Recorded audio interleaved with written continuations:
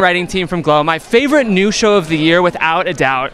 I don't even know where to start. Let's go ahead and just talk about tone, because I feel like you guys really approach a nice line between comedy and drama, especially kind of emotionally grounded characters.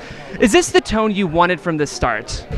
Anyone? I mean, yeah. I think collectively we're writers who kind of seek more dramatic stories, but all have comic voices. So I think that kind of naturally sends us to that place. Yeah. Unless others disagree. No, I think it's absolutely what we intended. Great. So. I mean, with Genji at the helm, it does have echoes of Orange, which is that's why it's the hit that it is, so we're loving it.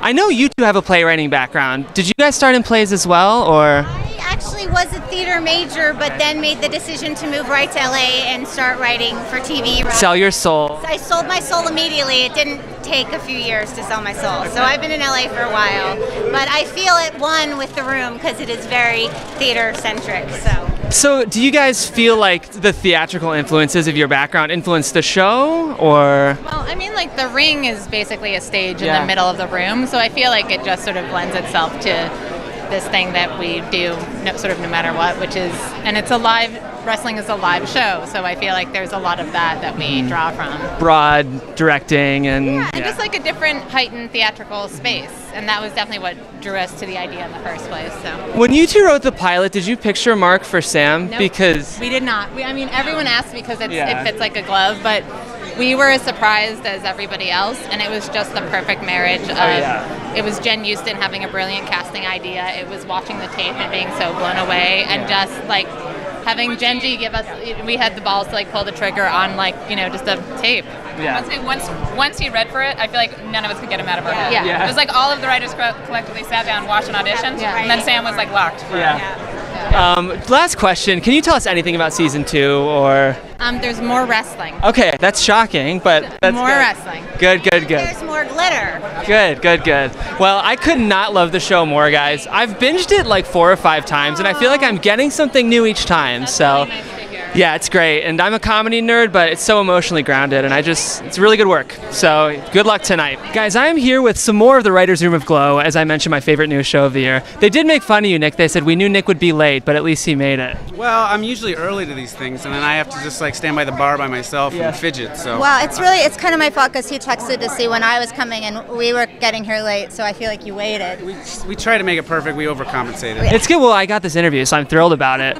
I love the show so much. One of the things I asked the rest of the writers' room about was just tone. I think this show so exceptionally, it's one of the funniest shows on TV, but it has a real emotional core. Is that something you guys knew you wanted and needed as you developed these scripts in the room? I think we structure it like a drama, so that all the emotional beats are there, and then we just naturally like to write jokes. Yeah, so. But I think there is sort of an effort to make the jokes feel like the jokes that people make in real life, like when they're being funny with each other. I think of the locker room scene when the women are all joking about, it's the first time I've seen women talk like women would in a locker room, and it's the just... writer's room is a lot like that. Yeah, it's great. It's just so beautiful to see, and it's like about time TV's showing us that, I think, and it feels very well timed given the current state of Hollywood, so I have to applaud you guys on that. One thing I have to ask you about, Nick, is I listened to your Mark Maron interview, and you talked about this puppet rock musical. Can you just I'm very curious, and I'd love to know more. Well, I spent most of my 20s as a puppeteer in a rock band / puppet troupe called Jolly Ship the Whiz Bang, which performed in New York and Ireland, and we went to Bangkok once, and I don't know, that's what I did. I just wanted to do something that was different and that I felt like I was good at, and I wasn't good at anything else. And I just worked on that one thing until people were like, "That you're doing something specific," and it was great. My house is still full of puppets. It's like a sort of poor man's, Guillermo del Toro's house. Very poor. You should shoot your own Shape of Water just with puppets, and we can see. Someone's trying to license it for Edinburgh. I'd watch it for sure. The rest of the writers were a little cloudy about it, but can you tease anything about season 2 or not really? There will be more wrestling. There might be a little more wrestling. That seems to be the answer. That is the safe one, but more wrestling, and there will still be a lot of strong female characters. Women's issues. Women's issues, good. Well, I love the show, guys, and I'm binging it every other month, so I cannot wait for season 2. Best of luck, and hope you win tonight.